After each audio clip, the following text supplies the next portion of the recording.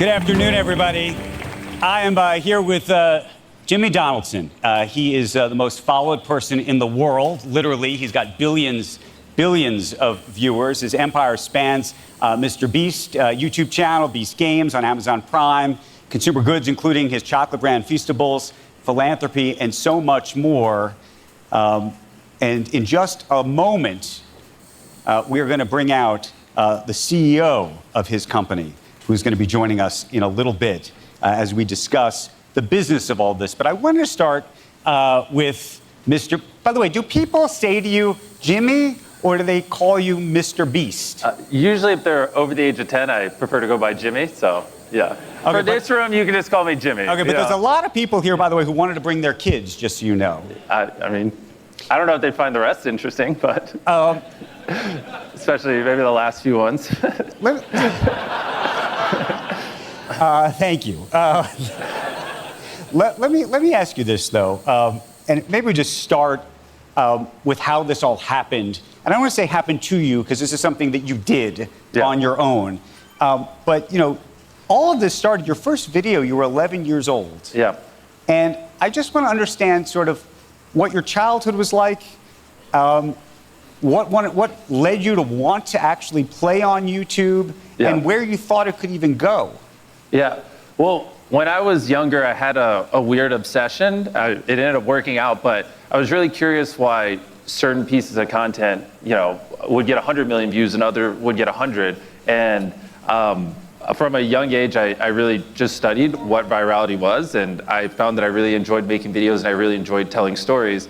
But when I was 11, 12, 13, 14, 15, 16, 17, 18, you know, I'd work on a video for days and 2 people would watch it. And obviously that was very frustrating. And so I spent my entire teenage years just basically studying. Right now, 2% of all humanity's time is spent on YouTube. Most people don't even realize that. It's pretty crazy. And that time is basically dictated by what the algorithm puts on your homepage, you know? And so why does it serve certain videos over others? And that was kind of my obsession for like 8 or 9 years, because I was just tired of making these videos and no one watching them. What did your mother think of all of this time you were spending? She thought it was crazy, and I was going to get kidnapped, and it was because in her world, it was obviously go to college or you're homeless. So, but eventually, she came around once it worked out. We'll talk about it working out. I want to show a video of you, because this really struck me, and I think it speaks to what happened in your life and where you are today. Can we roll this? This is something that you posted very recently. Oh. I'm going to schedule upload this video 10 years in the future. So you're going to see this in 2025. I better have 1 million subscribers when you guys see this. But by the time you see this, I'll have finished high school, gone to college, probably be doing YouTube as a job, hopefully. Maybe. As of right now, I'm enjoying YouTube. Hopefully future me still enjoys it. And I don't know, I'd be crazy if I had some ridiculous amount of subscribers. At the time I'm recording this video, I have 8,000 subscribers and 1.8 million views. It's crazy. That's crazy to see that. So honestly though, when you rewatched this. Yeah. Because you just posted it. Yeah, so I filmed that when I was a teenager and scheduled to upload it. YouTube has a feature where you can set videos to go public in the future. So I was supposed to be studying for a history test and I got bored. So I just grabbed a phone and started scheduling videos. Like I still have one that goes up 10 years from now, 60 years from now, like random dates. Okay, so how ambitious do they get though? So do you have one that you've done recently? Well, no, I made them all when I was a teenager. Okay. And so you just throughout you should do one now, so we, you know. Yeah, but it's funnier because back then I was a little kid, and so just throughout my life, random videos will just go live. I don't even remember what I said, so hopefully it wasn't too bad. But honestly, what was it? I mean, and I think we're all trying to deal and understand what we're calling the attention economy, right? Yeah. And you somehow have figured this out in a way that I don't think anybody else has. I mean, at a level that nobody, at a scale that nobody else has. And so I'm trying to understand what you think it is that you did figure out. Oh boy. Well, yeah, basically, how do you get your videos served? How do you get it where people watch your content? I mean, what's interesting is, obviously, like I mentioned a stat before, 2% of all of humans' time is spent on YouTube. And obviously, it wouldn't be that way if it wasn't constantly serving you videos you like. And so the more you study social media algorithms, the more you just realize it's just a reflection of what people want to watch, what they want to consume. And it does a very good job of figuring out what you're interested in and serving you it. And so, you know, in our case, if we want to make a video that people all around the world would watch, and I mean, I'm giving you like condensing like 10 hours of speak down to like 2 minutes, but if you want to make a piece of content that someone in India and someone in America and someone in South America could enjoy, you know, obviously it probably can't be culturally relevant or things like that. It needs to be things that are more intrinsic to humans. Like, no matter where you are in the world, you know, you understand love, right? So I mean, this might sound weird to the people in this room, but one of our more recent videos is, as a joke, we found a couple that broke up 4 years ago, and then we offered them $300,000 if they spend 30 days chained together. So with handcuffs on, ex-boyfriend and girlfriend, if they spent a month together, they'd win 300 grand. And so that's you know, obviously seems silly, but that's something that no matter where you are in the world, you understand that. But do you think you appreciated this when you were 15 years old? No, that's why no one watched the videos back then when you saw that. But what changed? And also because you also tapped into something else, which I'm actually somewhat concerned about, actually, longer term, which is almost a global attention deficit disorder that we all have. Yep. And this requirement that we're captured by this sort of hook. And then we can only really watch for a certain amount of time, and a couple of things have to happen quickly in a way that is so different than the way I grew up, where I would watch a 2-hour movie and be happy to do it. Yeah. I don't know if the next generation is. Well, that's what it felt like for a while, but what's pretty interesting is obviously it just depends on what app. If you're on TikTok, of course, it's just crack cocaine, but on YouTube as a whole, especially in America, the average video links that do well are actually getting longer because over 50% of watch time's on television. And so right now, if you want to do really well for a US audience, you actually have to make longer content. Like our videos used to be 12, 15 minutes. Now they're closer to 25, 30. So, I mean, it's obviously depends on parts of the world and stuff, but agreed. In general, yes, people's attention span are, you know, a lot shorter. So when did you know this could be a business?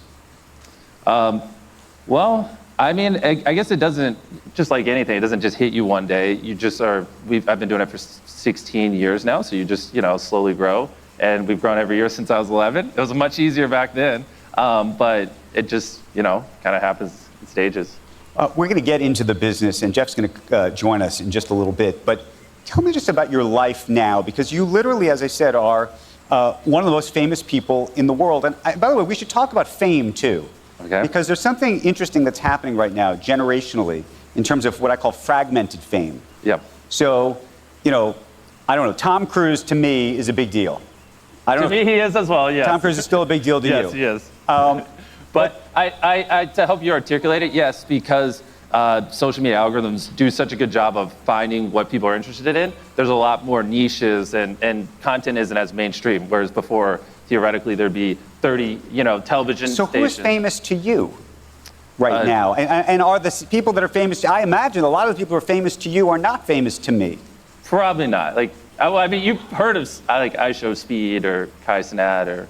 A little bit. Okay, well, if you, younger people, that's who's, you know, relevant to And so then the question, but this is an interesting question, generationally, are those people that you just mentioned the next Tom Cruises and whatevers 20 and 30 years from now? Or is there something fundamentally different happening, do you think?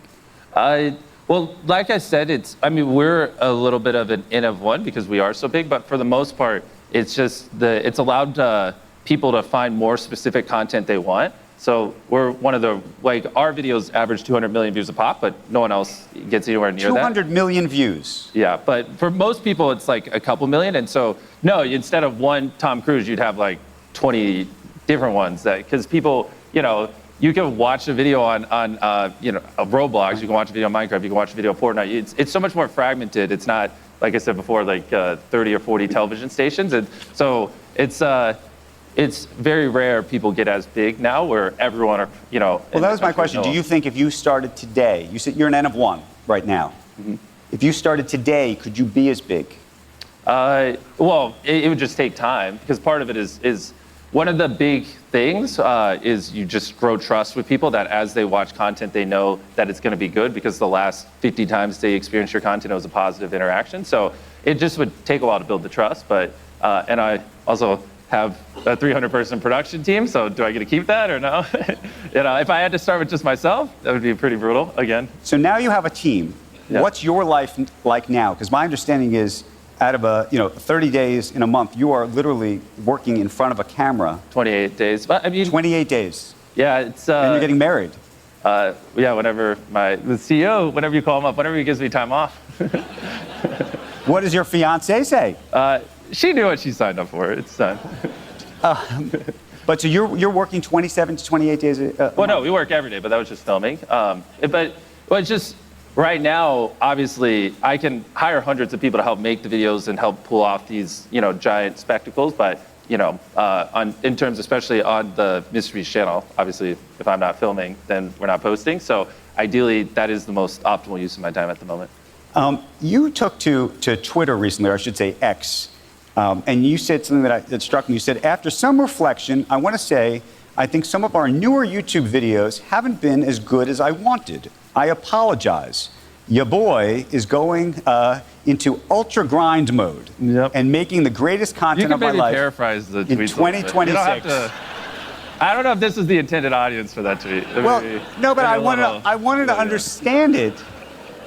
I wanted to understand the video, or rather the tweet, because you're working. You said you were going to go grind. I'm thinking if this guy's not already in grind mode, what are we talking about here? Well, just more because we have a lot going on. Just refocusing on the content, and the context with that is, we've been big for quite a while. So I think for really right now, what's especially you've talked about it a lot today with AI and stuff. What hits people more and more is just great stories and really just focusing the team on telling even more impactful stories and really getting people where they feel things. Like, we spend millions of dollars a video and we do these big spectacles, but after we've been big for 6-7 years now. After a while, you do get a little numb to money being given away or numb to spectacles, but hearing a great story is something you never get numb to. So just really focusing the team on the things. Well, that's what the other thing I was going to ask is, it feels like, and I don't know how many people here have watched Mr. Beast's videos, each one is almost amped up more than the next. So I appreciate that, but oftentimes that means doing things that either have bigger prizes in terms of money, or more extravagant, or more dangerous, or more something. Yeah. And how much do you worry that, like, at some point you just can't clear the bar? It's just you keep raising it, that at some point it is either going to get too dangerous or too expensive or too something.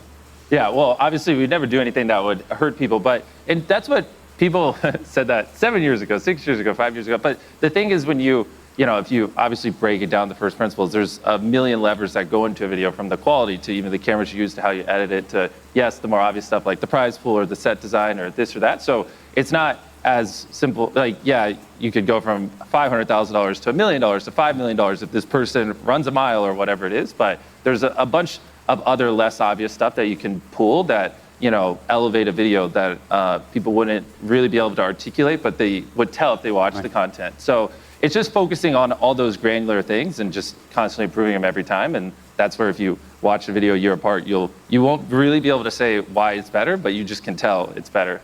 You started on YouTube. I'm curious how you think about the other platforms. I know there was a time when Elon Musk was tweeting at you to make his videos on his platform. I'm curious how you think about Instagram. There was a moment at which you were going to actually buy a stake potentially, or be part of a group that would buy TikTok. How do you think about the different platforms today and who ultimately wins, or has YouTube already just run away with it? Well, if you're trying to reach as many people as possible, you should definitely be on all of them, because there's a certain fragmented audience on them.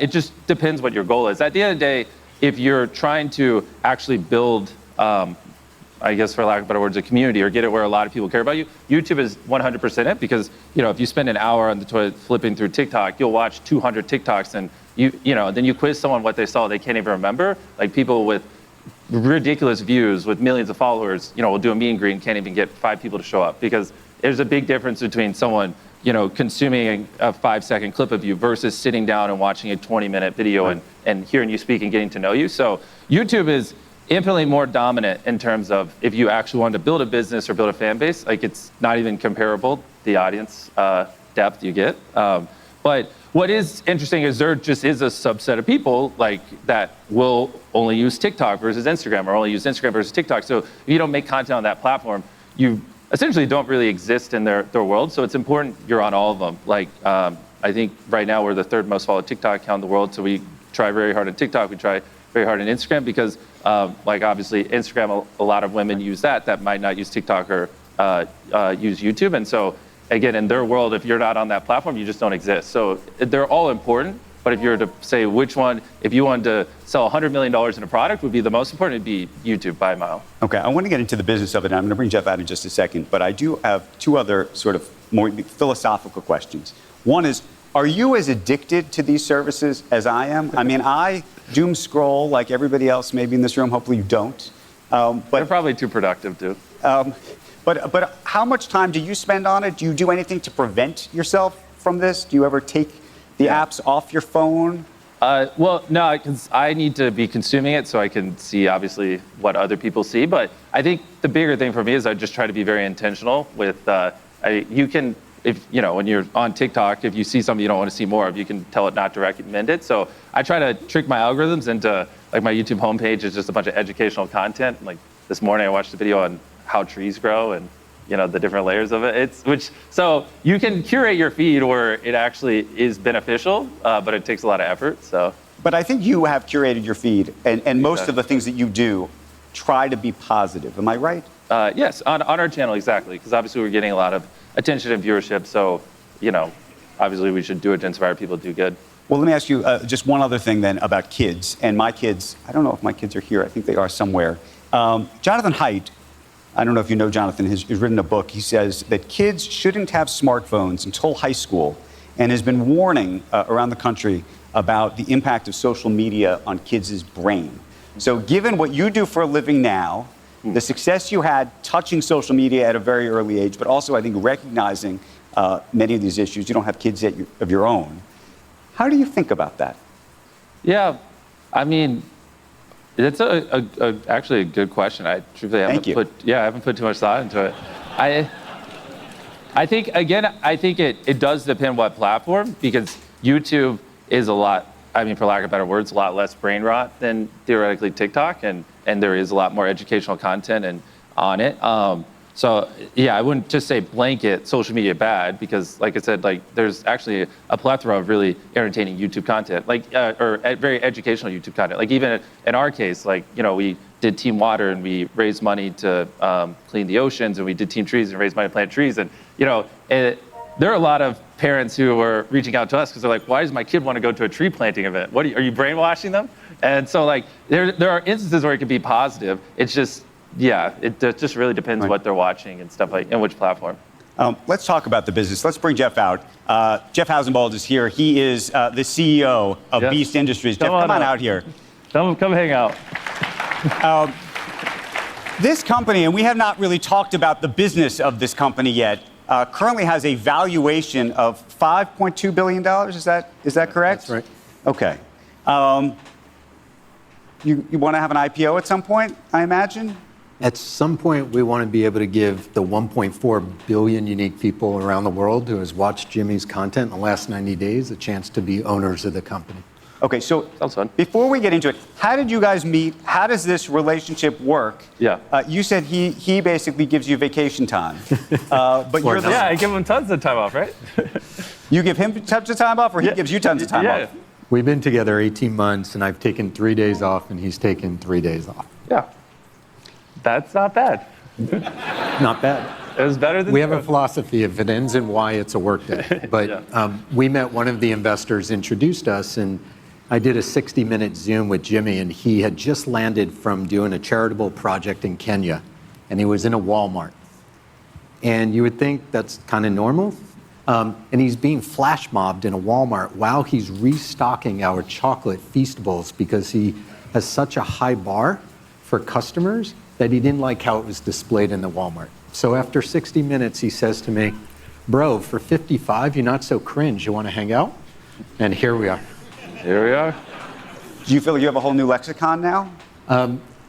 He calls me cringe daddy sometimes. Cringe daddy. I don't. So walk through, but. Did we have to invite him up? He's much better at business than jokes, I promise. I promise. So this business, as we said, has this $5.2 billion valuation. Walk through the various businesses and to the extent you can tell us, where the money lies, if you will. Sure. So we have three divisions. Our media division, which obviously, as Jimmy talked about, YouTube is the anchor, but our shorts on TikTok and Instagram. Beast Games, which season 2 is airing in January. We just dropped animation. We also are working on other channels. So all of the content is one division, and that today is about half the revenue. And then we have a second division, which is our consumer products and services. Feastables being the anchor, our chocolate brand, the largest ethically sourced chocolate brand in the world. Our Mr. Beast Labs toy, where our toy is now the #1 action figure in America. And our Lunchly, which is our snack product, in addition to our joint venture with Jack Links for beef jerky.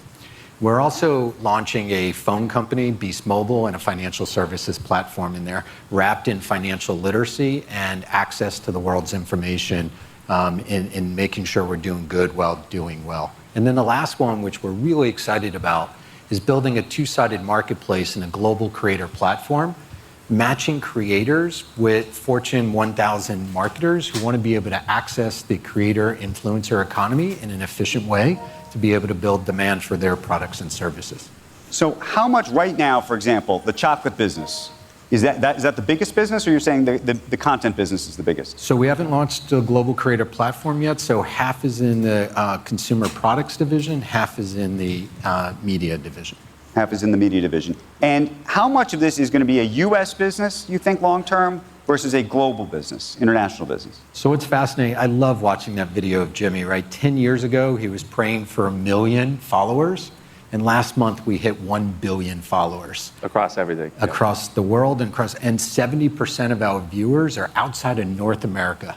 So from day one, we're a global media company, and now we're working on monetizing that viewership, that fandom, and that trust that we built through our products and services. And Feastables is a global product, and so is our toy. And how much does it depend on you being the face of this whole thing? And do you ever say to yourself, at some point, we need to diversify. We need to get a cast of characters around Mr. Beast. Or clone them.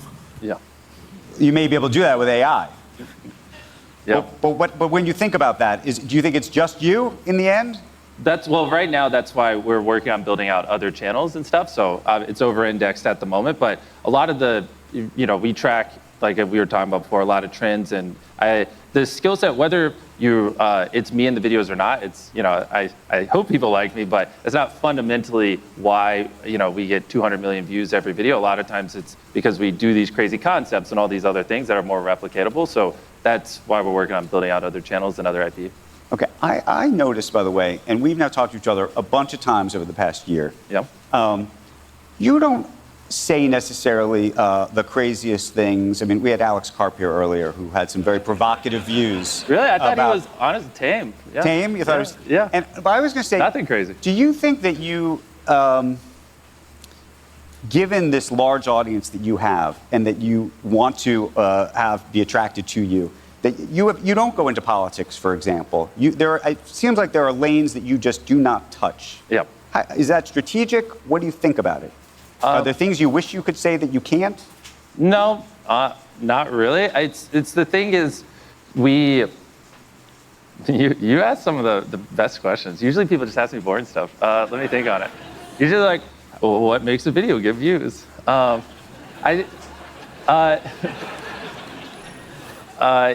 about how we don't do Vice. Yeah, well, it's just my goal. One of the things, at least me personally, am very passionate about is being a good role model for a lot of the younger people that watch our videos, and those things just don't seem as net positive. I mean, obviously we're speaking very mile high, but like our chocolate brand, for example, like he said, we're the largest ethically sourced chocolate company in the world. So there's 1.5 million children in illegal child labor on cacao farms, and so we only work with farms that audit and remediate child labor. Root cause of it, a lot of times, is they pay the farmers so little they can't afford to hire people that aren't kids. So we pay all our farmers a living income reference price, and so which is something I'm very passionate about, and we talk about. But go backwards for a second. So how did you decide you're going to do a chocolate company, for example, and not just any old chocolate company, but to do it like that? Meaning there was sort of a backstory and a background to each of these products having either some kind of philanthropic or mission-driven something. Exactly. I mean, ideally, the more successful the business has become, obviously spits off free cash and things, but it also has a positive impact in the world. So in that case, I didn't fully realize the extent of how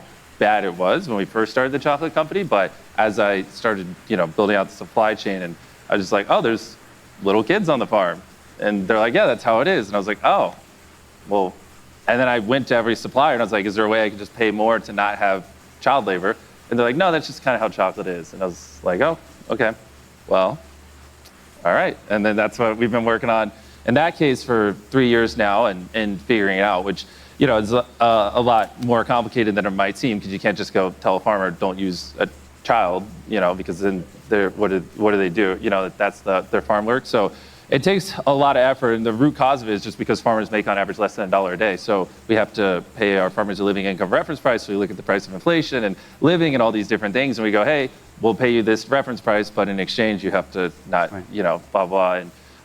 And then there's just, also we double it up with our videos. So like we have a video coming up where we're building schools around the world. And so a lot of the kids, we get out of child labor. Now they're not working on the farm, but their village doesn't have a school. So now we're going through and building schools. And so then it's just like, where does the work stop? So it's a very complicated issue, which is convenient for people who want to be able to source cacao cheaply, because then they can just hide behind it and be like, oh, there's nothing you can do.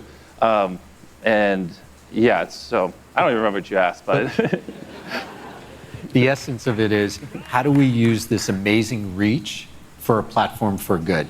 Oh yeah, so you were asking like, are there controversial things you want to talk about? Thank you.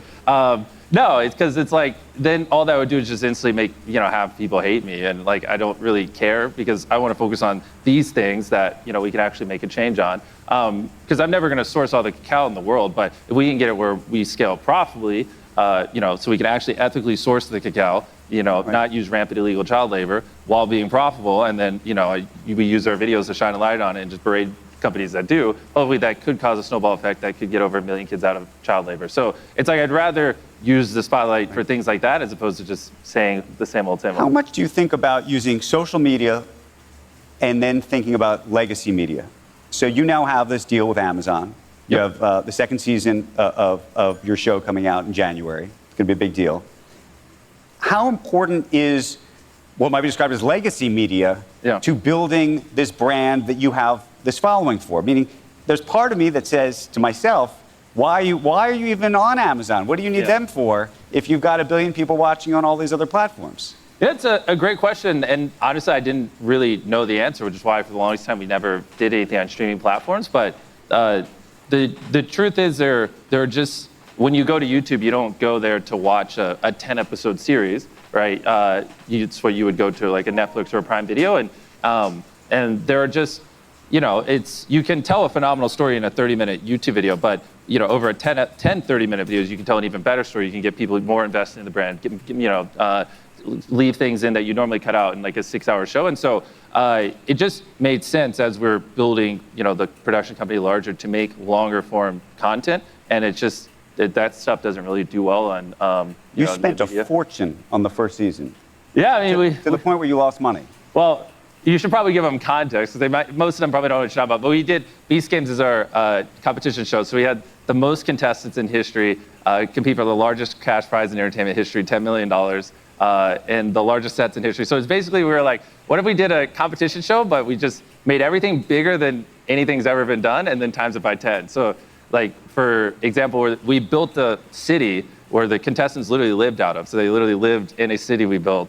And then every day they would compete, and we dwindled the numbers down for the largest cash prize ever. And so, yeah, it was a pretty big undertaking. And that's the kind of stuff that, just wouldn't work on YouTube, because no one's going there to watch a 10-episode show. But this, we don't think of it as spend, we think of it as investment. Yes. So we built this global audience where we were we did not spend, we invested. He's learning. I invested. We were number one in over 80. I invested in a city for the contestants. Number one show in over 80 countries. And so now what we've done is we've acquired those customers, and so we could be much more efficient in season 2 and 3. And so we've done something that's never been done before, and our great partners at Amazon were incredibly supportive of us launching what hopefully is as successful as, say, your show.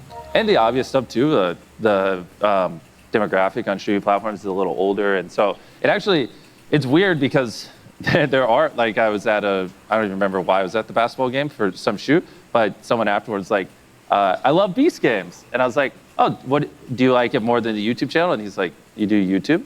I was like, oh, yeah, I'm a YouTuber, but it was just like, and I've had those moments happen a couple times. So, and typically, obviously, it's people that are a little bit older, and that's what you see. So, streaming content still is good too if you want to reach an older demographic. But what's interesting about, if you think about what our real core competencies are, Jimmy has this innate ability to tell an amazing story that appeals globally. He understands virality, and we have the largest platform, and we incorporate making kindness viral in it, which appeals to Gen Z and Gen Alpha. And so if you go into the ideation room, there are all these ideas, and what we did was say, that's great for YouTube, that would be great for streaming, that's great for animation, that would be great for a theme park, maybe that's a micro drama that's good for TikTok. And so we're taking all these crazy ideas and these amazing stories, and we're putting them onto the platforms that make the most sense. Let me ask you a different question, and it's about Beast Games. Actually, as we were walking out, there was on the screen, you know where I'm going with this, on the screen, there was a line that said, as there's more attention on you, there's more scrutiny on you. And I want to ask about... Shocker. No, and you said to me, oh, this is the hard question, or this is the journalism question. My question to you is the lesson of the first Beast Games. There were a number of contestants who walked away unhappy and sued and complained that they weren't treated properly, that they were put in either dangerous situations or didn't have enough food or all sorts of things that were, let's just say, unattractive. Was that a lesson to you about how to do this in the future? Do you think that they were right?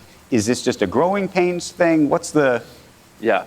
Well, the big thing is, obviously, I learned why people don't have 2,000 people compete in a show, because you're essentially creating a scenario where 1,999 aren't happy, because they didn't win. So definitely, that's why in season 2 we reduced the numbers quite a bit. And I think a big part of it too is finding people who are watch more of our content, are more aware of what they're signing up for, and then, I mean, obviously, I don't know how openly I'm allowed to speak, but obviously, yes, some people will sue you. I'm sure people in here have been sued before because they just want to try to make some money. But listen, we're always learning and getting better, and so mistakes are a part of success. And so season 2 is a lot better. How far can this business go? You're talking about getting into finance, getting into all sorts of other businesses. What does this ultimately look like? If we're all sitting together in the future, a decade from now, you show the new video. What is Beast Industries? Yeah, Jeff, what is it? So our mission is to be the most impactful entertainment brand in the world. And so if we're sitting here 10 years ago, if we can make a video to ourselves sitting here right now, I hope that comes true. That we're creating content that entertains, inspires, and educates, and that we're helping to make kindness viral, and that we're using Jimmy's fandom and our ability to tell stories and to connect on a human level to make the world a better place. Who do you think today, is there a role model, either someone alive, dead, or otherwise? I know you have a poster, I think, of Steve Jobs on your wall. Yeah. But who is out there that you go, that's the North Star? Well, there's not really anyone who's, doing YouTube content at the level we're doing while also trying to run a chocolate company, while also trying to run a bank and this and that. And so it's more, for me, I just like to, they're, like Elon has some positive things about him. Sometimes, he might say some crazy things on Twitter and other political things, but, at the end of the day, how careful you are. But at the end of the day, like him, for example, like his ambition's clearly endless, and he shows that you can push boundaries in multiple industries at the same time and succeed, and a person can juggle it. And like obviously, that is I look up to that, and with Steve, I look up to his endless obsession of just making the best product possible. I mean, we all have iPhones still to this day. I mean, it literally probably will be the greatest product ever created, and I try to carry that same obsession over to the video. So I just find that like nuggets from people is more applicable. But yeah, blankly, I don't know if there's one person I would want to be. At the beginning of this interview, I asked you about how your mother thought about you doing all of this, and you said she's cool with it now. She now works for you. Yeah. So what did she do for you? I don't know. She's sitting over there. What do you do? Mom's here? Yeah, she wanted I didn't to hang realize out. that Mom's here. Yeah, there she is, front row. So what do you think of all of this? She said it's great. I remember it was, well, yeah, you should ask her. She was like, go to college or move out. And I didn't have enough money to move out because no one was watching the videos. So it was a community college. It's not like we could like afford like a real college. But so I would act like I was going to college. You would, hold on, you would act like you were going to college? So I'd get in like my car and drive. And then I'd just work on videos in the car. And then I'd come home. I'd be like, yeah, I went to class. And I was like, I just hope they don't like, I also changed the phone number so they wouldn't call her and they would just call me. And I was like, so I probably have like 3 or 4 months before she'll find out I have straight zeros. And then I counted to 100,000. So I literally counted 1, 2, 3, 4. I counted for 40 hours straight, which was one of the first videos that blew up because the whole world was like, what an idiot. Why did he do that? But it got attention and I made a little bit of money. And then I told her I had straight zeros and then she cried and I moved out. But then a couple months later, the channel took off and she was like, oh, this is cool. And then to continue the story, he was making enough money from YouTube that he was making more than his mom. Yes. And so that's when it really clicked in her head. Yeah. And then like, oh, okay, you're not gonna be homeless. I'm good. And then at some point he said, Mom, I have enough money I could pay you. Come join me. And that's the story. Yeah. Okay, so my mom's still in charge of me. Who's in charge here? Are you in charge? Or no, you in charge? Jeff is definitely in charge. He tells me what to do. We play good cop, bad cop. He has no idea how much we text. Sometimes he forgets he works for me. Mr. Beast, Jimmy, Jeff, thank you for the Thank you. conversation. Appreciate it very, very much. Thank you. This was a lot of fun. It was a lot of fun. Thank you. Good. Thank you. That was a lot of fun. Thank you. The fastest bike or setup is not what you think it is. And in this video, I'm going to explain why. I'm going to discuss gearing, aerodynamics, weight, and tires to help you understand how to optimize your bike setup. Because I still see so many people making simple mistakes. So what is the fastest bike? Wheel, tire, helmet, jersey, socks, or tire pressure?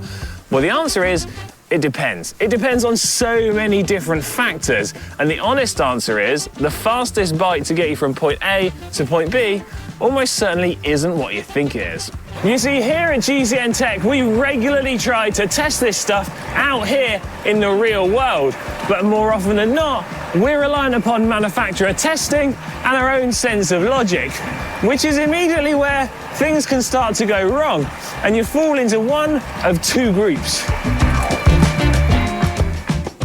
You have those who think they're too slow for aerodynamics to matter and lightweight is the way to go, or you have those who think they should copy the pros because you want to ride just as fast as they do.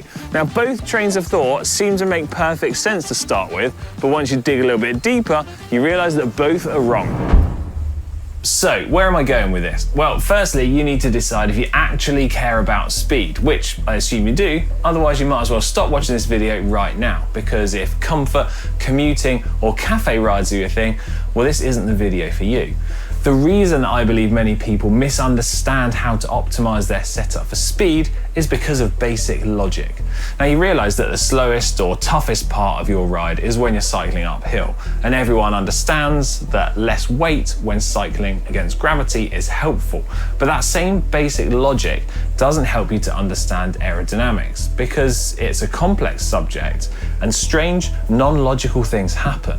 What you should think about is having a bike that is optimized for the majority of your ride, your route, or your event, which generally means more time riding at higher speeds and flatter roads, which is why aerodynamics will almost always trump weight. Now, that's not just my opinion, but it's what most of the science and data modeling shows. On the flip side of this, copying what the pro riders do isn't necessarily going to be a bad choice, but it's unlikely to be the optimal for everyday riders. The reason for that is because pro riders are much faster and lighter than us. And almost all of the testing and data that brands present about their latest tech is typically conducted at 45 kilometers an hour. They do this for two reasons. Number one being that it's representative of pro race speeds, and then number two is because those higher speeds help to show bigger differences in results. But the key bit of information here is that just because a certain product tests fastest or most efficient at 45 kilometers an hour, it doesn't mean it's the fastest or most efficient at lower speeds. And that's because aerodynamics don't scale in a linear way, and different things happen at different speeds. It's also easy to assume that at those lower speeds, the smaller difference between bikes doesn't matter, but I would say it does. Now, the reason being that if you're riding at lower speeds, you're going to take longer to complete a certain route or event, in which case those smaller differences will accumulate more over time.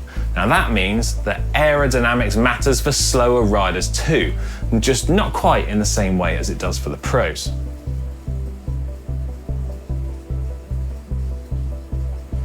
Having said that, if you want to truly optimize everything for the best performance possible, the very first step is to take a look at yourself. The reason for that is because an optimized rider on a basic bike will almost always perform better than a basic rider on an optimized bike.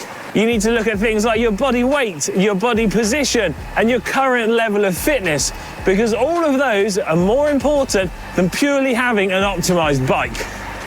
Your body position is important because it accounts for about 80% of your total aerodynamic drag, with the bike being the remaining 20%. Even at everyday speeds closer to 25 kilometers an hour or 15 miles an hour, aerodynamic drag is the dominant force acting against you, so it makes sense to work on reducing that first. When it comes to weight, it's pretty simple physics here. On a flat road at steady speeds, weight has minimal impact. Once the road goes uphill, weight starts to matter, but it's far less than you think. From previous experiments, we discovered that 1 kilogram of additional mass on a 6.5 kilometer climb with an average gradient of 5.5% only makes you 5 seconds slower. So with that in mind, hopefully it's riders.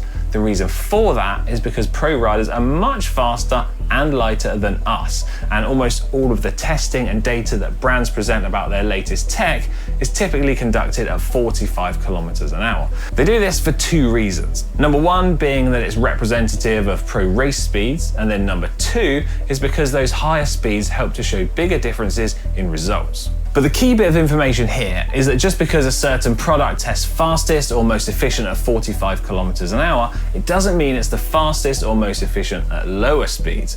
And that's because aerodynamics don't scale in a linear way, and different things happen at different speeds. It's also easy to assume that at those lower speeds, the smaller difference between bikes doesn't matter, but I would say it does. Now, the reason being that if you're riding at lower speeds, you're going to take longer to complete a certain route or event, in which case those smaller differences will accumulate more over time. Now, that means that aerodynamics matters for slower riders too, just not quite in the same way as it does for the pros.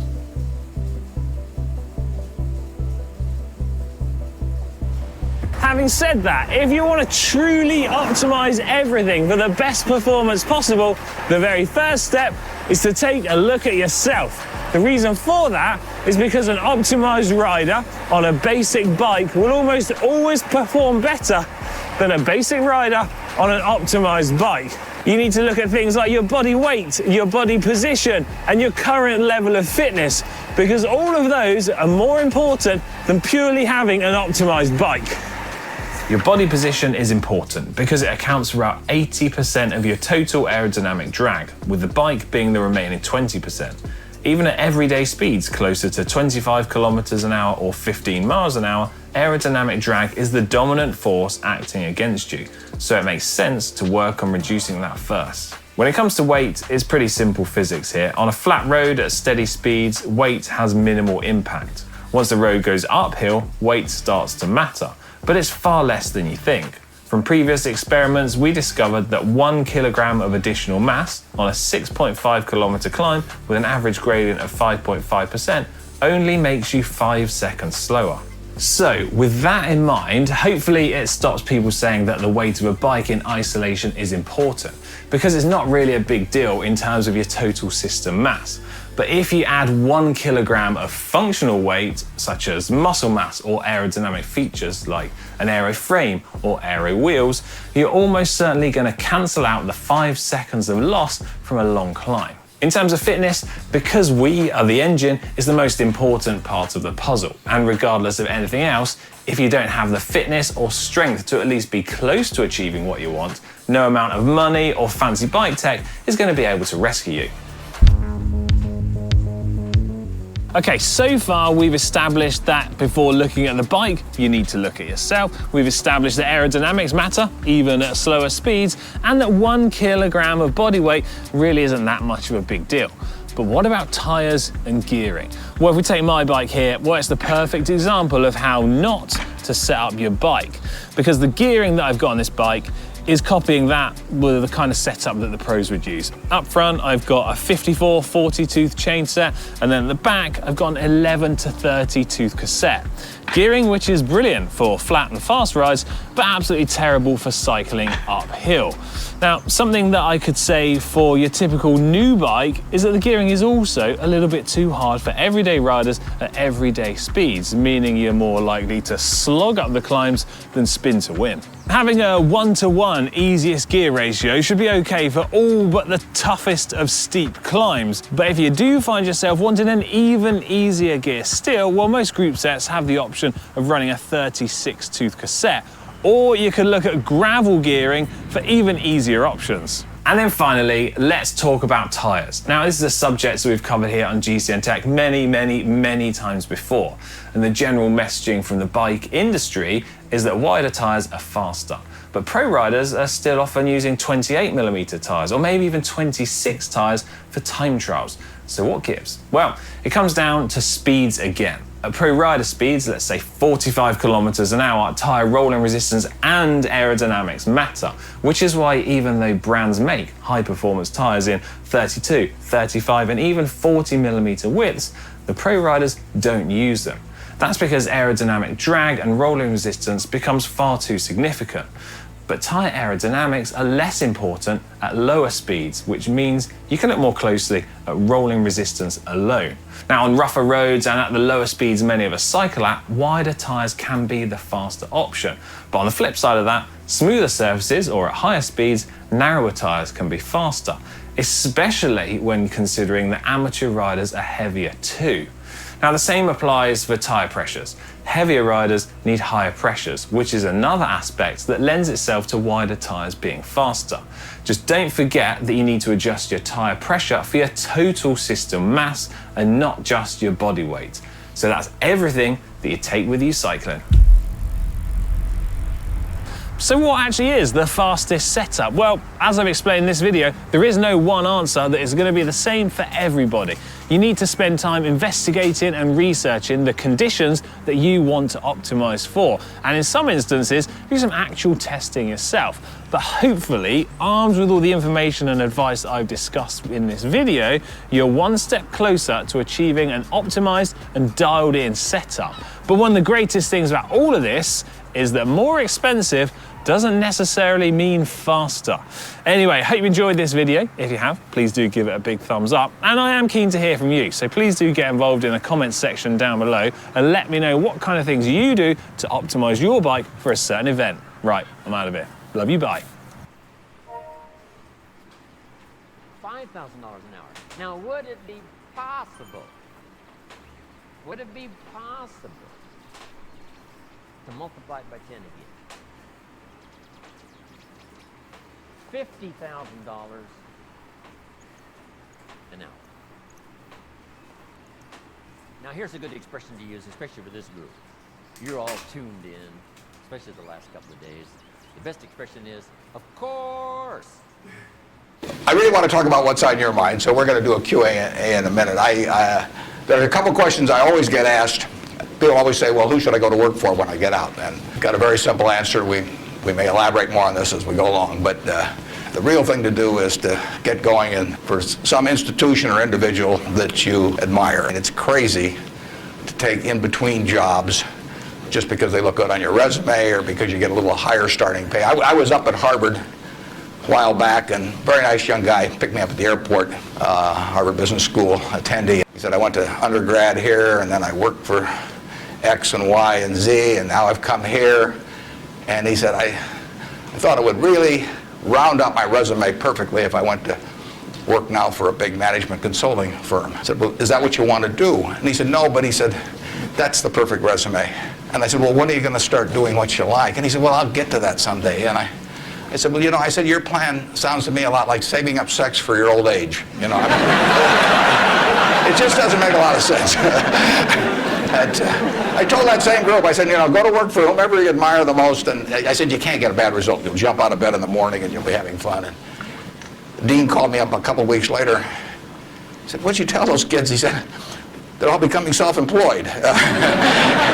So you've got to temper that advice a little bit. Play one game a little bit with me for just a minute, and then we'll get to your questions. I'd like for the moment to have you pretend I've made you a great offer, and I've told you that you could pick any one of your classmates, and you now know each other probably pretty well after being here for a while.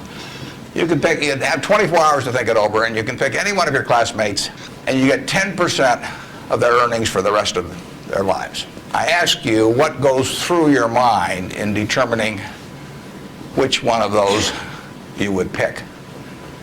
You can't pick the one with the richest father. That doesn't count. I mean, you've got to do this on merit. But you probably wouldn't pick the person that gets the highest grades in the class. I mean, there's nothing wrong with getting the highest grades in the class, but that isn't going to be the quality that sets apart a big winner from the rest of the pack. Think about who you would pick and why. And I think you'll find when you get through, you'll pick some individual. You've all got the ability. You wouldn't be here otherwise. And you've all got the energy. I mean, you've got, the initiative is here. The intelligence is here throughout the class. But some of you are going to be bigger winners than others. And it gets down to a bunch of qualities that, interestingly enough, are self-made. I mean, it's not how tall you are. It's not whether you can kick a football 60 yards. It's not whether you can run the 100-yard dash in 10 seconds. It's not whether you're the best-looking person in the room. It's a whole bunch of qualities that really come out of Ben Franklin or the Boy Scout code or whatever it may be. I mean, it's integrity, it's honesty, it's generosity, it's being willing to do more than your share. It's just all those qualities that are self-selected. And then if you look on the other side of the ledger, because there's always a catch to these, free gifts and genie jokes. So you also have to, and this is the fun part, you also have to sell short one of your classmates and pay 10% of what they do. So who do you think is going to do the worst in the class? This is way more fun. And think about it again. And again, it isn't the person with the lowest grades or anything of the sort. It's the person who just doesn't shape up in the character department. I mean, we look for three things when we hire people. We look for intelligence, we look for initiative or energy, and we look for integrity. And if they don't have the latter, the first two will kill you. Because if you're going to get somebody without integrity, you want them lazy and dumb. I mean, you don't want them smart and energetic. So it's that third quality, but everything about that quality is your choice. You can't change the way you are wired much, but you can change a lot of what you do with that wiring. And it's the habits that you generate now on those qualities, or those negative qualities. I mean, the person who always, claims credit for things they didn't do, that always cuts corners, that you can't count on. I mean, in the end, those are habit patterns. And the time to form the right habits is when you're your age. It doesn't do me much good to get golf lessons now. If I'd gotten golf lessons when I was your age, I might be a decent golfer. But someone once said the chains of habit are too light to be felt until they're too heavy to be broken. And I see that all the time. I see people with habit patterns that are self-destructive when they're 50 or 60, and they really can't change them. They're imprisoned by that. But you're not imprisoned by anything. So when you write down the qualities of that person that you'd like to buy 10% of, look at that list and ask yourself, is there anything on that list I couldn't do? And the answer is there won't be. And when you look at the person you sell short, and you look at those qualities that you don't like, if you see any of those in yourself, egotism, whatever it may be, selfishness, you can get rid of that. I mean, that is not ordained. And Ben Franklin did this, and my old boss Ben Graham did this at early ages in their young teens. Ben Graham looked around and he said, who do I admire? And he wanted to be admired himself, and he said, why do I admire these other people? And he said, if I admire them for these reasons, maybe other people will admire me if I behave in a similar manner. And he decided what kind of a person he wanted to be. And if you follow that, at the end, you'll be the person you want to buy 10% of. I mean, that's the goal in the end. And it's something that's achievable by everybody in this room. So that's the end of the sermon. Now let's talk about what's on your mind. And you can ask anything.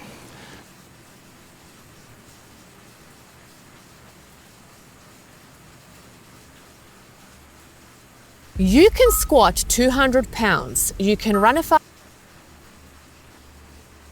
Como fazer sua declaração? Ó, investir em Banco Master aí, meu irmão, tá dando ruim. Sabe o que é um investimento que é seguro e que dá um retorno muito maior do que você está esperando? Tijolo. Hoje eu conversei com a Mônica, que é CCO da Cizone, e a gente falou bastante. Learning to code is so different in 2026.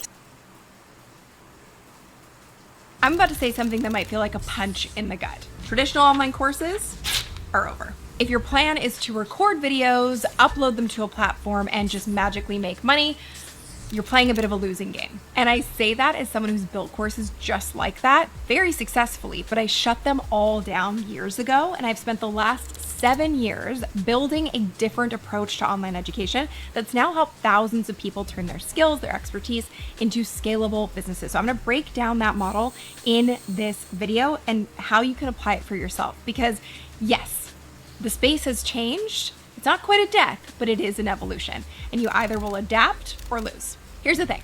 Who is the #1 teacher in the world at this point? AI. AI can teach you information better, faster, and for free. Not to mention platforms like YouTube as well. There is a plethora of information. We are drowning in it. Just last year, there were over 2.5 billion prompts per day on ChatGPT, and that is double the volume that they saw in 2024. But here's the part most people are missing. For a long time, courses worked because information was scarce. If you knew something that other people didn't, then you could package that and you could sell it as a course. But now that has completely changed because we've never had this much supply of information and free information in our life. We are overwhelmed with instant access. You could also say we're overwhelmed with instant info. And that's why it's become harder to sell a traditional course. Not because people don't want results, it's because they don't feel or see the value in just strictly information packaged. And I'm not sitting here saying that AI is the enemy. Love AI, use it, have tools built around it.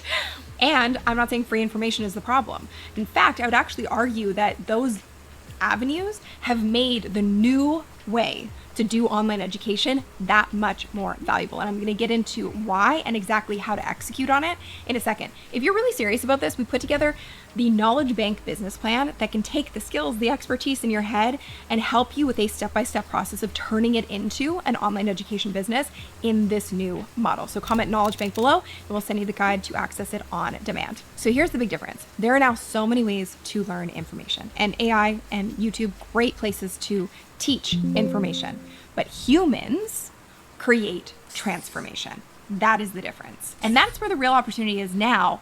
And we've been teaching it for 7 years to thousands of people to turn their skills and their expertise into these scalable businesses. The people that are gonna win moving forward, they're not just selling these traditional recorded packaged programs. They're selling something that cannot be replaced. And it's really a combination of the best of all worlds. So let me break it down. But before we get into the model and the old way of doing things versus the new way of doing things, I just want to mention there are certain things that cannot be replaced. And that's why I'm saying this information age that we're living in, it is making actual wisdom that much more valuable. So the things that cannot be replaced and that you actually want to lean into are things like your hard-earned wisdom and expertise through hands-on experience, the surprising challenges and struggles of achieving an outcome that you wouldn't know how to navigate if you've never done it, true accountability, human-to-human accountability, and also connectivity and community. peer-to-peer learning, human connection, being able to talk to a real person, those things cannot be replaced. That's why the way forward is to build a truly human experience that aligns with your program materials to truly create this effective change for your clients and your members. So there really are sort of 4 camps of kind of the old models in online education. And listen, some of these still work okay, and some of them have benefits. But if you can find a way to combine them, which is what I'm going to share with you in a minute, that's where the real magic happens. So let's go through these old way models first. So let me lay these out. So it starts with one-to-one, which you're probably familiar with. That just means one-to-one consulting, one-to-one coaching. So you're doing everything in a silo. It can be really effective, obviously, because it's nice to be able to customize to each person that you're working with completely, but you run into the similar trap that generally you're trying to avoid when you're starting a business, which is it's not scalable because you are completely capped by the hours in the day.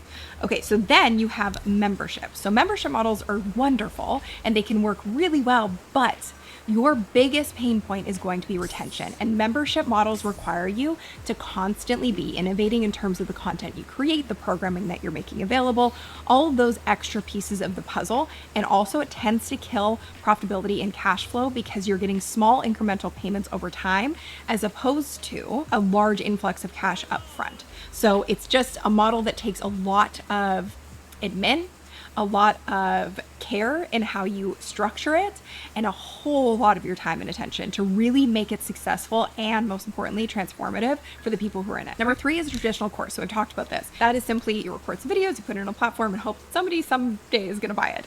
So that is something that, with the influx of information that we're all dealing with on a daily basis, people just don't find them as desirable anymore because they can mostly learn what they need to learn for free on the internet.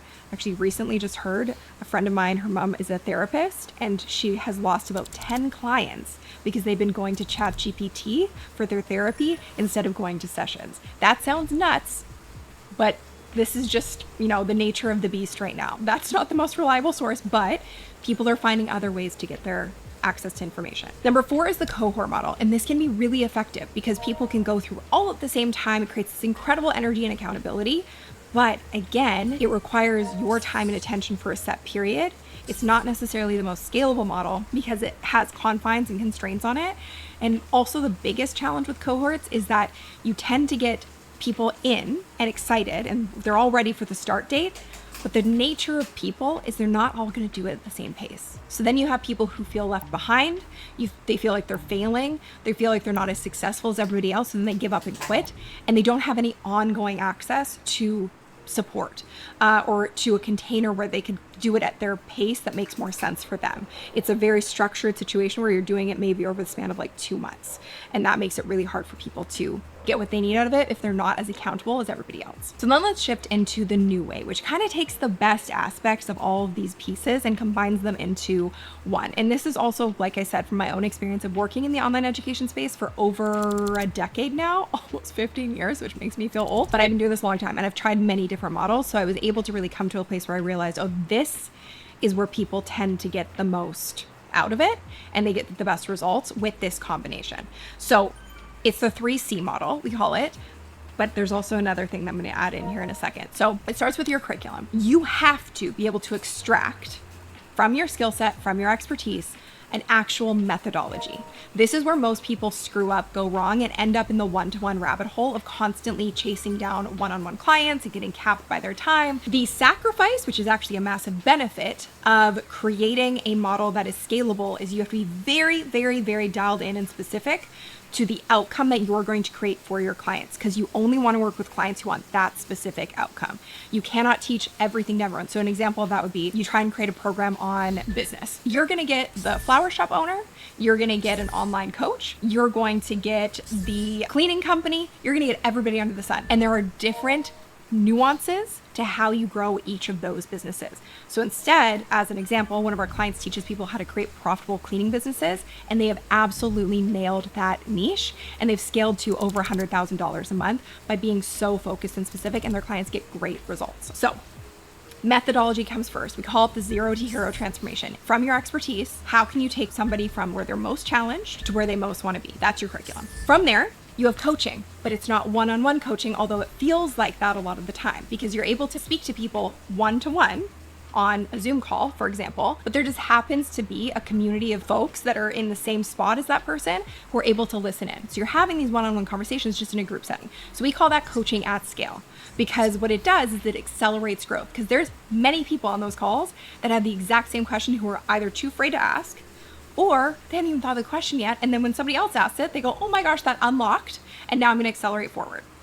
The third part of it is community, which I will say is the most magical part about these kinds of programs. And everybody that we work with, they say their community is their favorite thing, because it's where members are able to cheer each other on.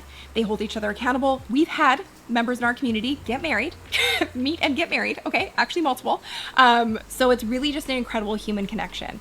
So between the coaching and the community, there is a massive human element involved. There's accountability involved, and there's forward momentum because of the group setting and everybody accelerating their learning by learning from one another. So if you're serious about turning your skills, your expertise, your knowledge into a scalable program in this model, be sure to comment knowledge bank below this video. We'll send you the link to access the guide on demand. But here's what's really interesting about this.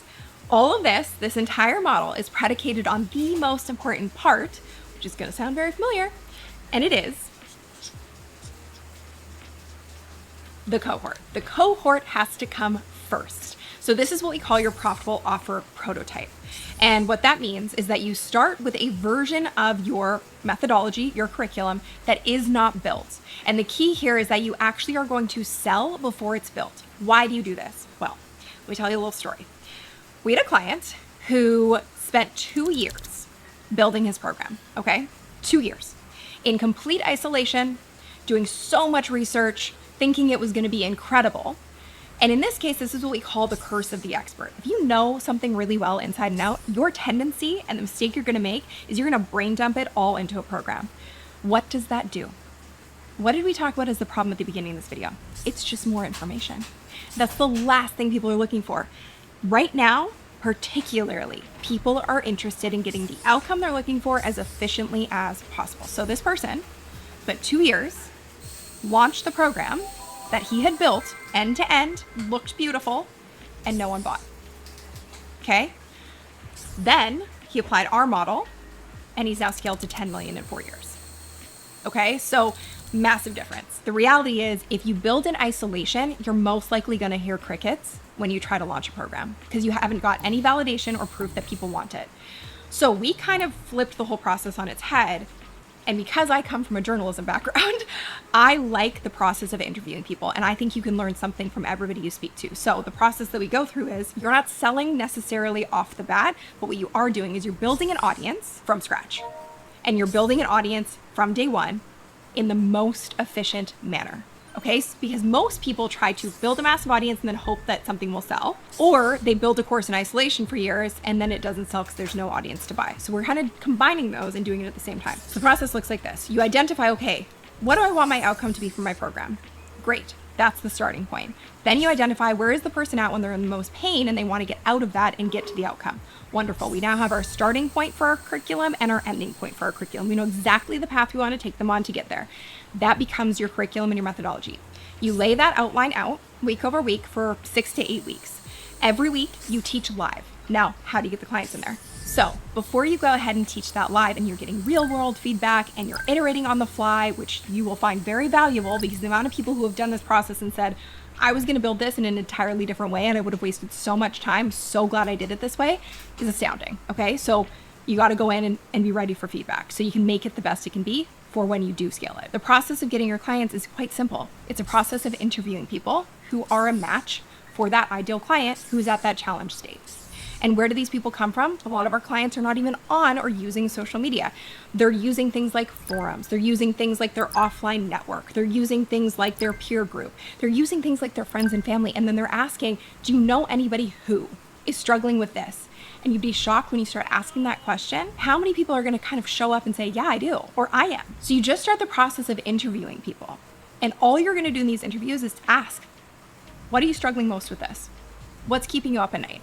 If you could solve it, what would you need to solve it? What are you looking for in a solution? If you could wave a magic wand and achieve this result or this outcome, what would need to happen? They're giving you exactly what they need what they want and what needs to be included in the curriculum. So you have the outline, and then you take that feedback and you start to plug it in where it's necessary. So you just start the whole process with an outline. Once you have your interviews done, you also then have a pipeline of potential buyers. And after every interview, you say, do you happen to know anybody else struggling with this? Great. They refer somebody else. Some cases they refer 5, 10 people. Wonderful. You start to build out this client pipeline of ideal clients without having to be marketing all the time. So when you do that, once you do the interviews, then come back. And on those calls, you can also say, I'm going to build something to solve this problem. Do you want to hear about it when I make it? And you better believe everybody says, yes, please. Because if somebody has a problem, what do they want? They want a solution. And you know what? They want more than that. They want to know there's someone out there who actually took the time to listen to them, cares about them, and has built trust with them, because that's who they want to work with.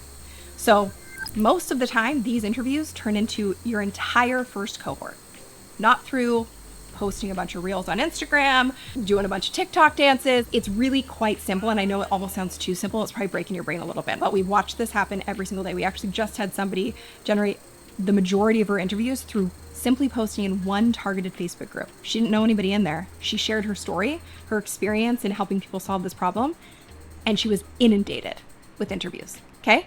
So consider that. So then you have your whole process. You do the interviews, you go back to those people, you say, hey, I built the thing that you need. Wonderful. And then you deliver your first cohort. You get incredible results. You build the base of a phenomenal community because everybody's in there together doing it live for the first time.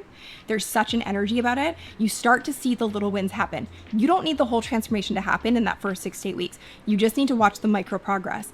And then those people have access to that program and the material once it's pre-recorded, so they can continue to go through it and get that support and have access to the coaching calls and have access to the community. And then you can set the time frame for how long you want that to be. But it's not like you're cutting them off after the cohort happens. So they get the best of all worlds. And that's why the model has been so effective and so efficient for so many of our clients. So our online course is dead? No, because nothing really ever dies. They just evolve. And that's what's happening. So we're seeing an evolution in online education. But again, we've been teaching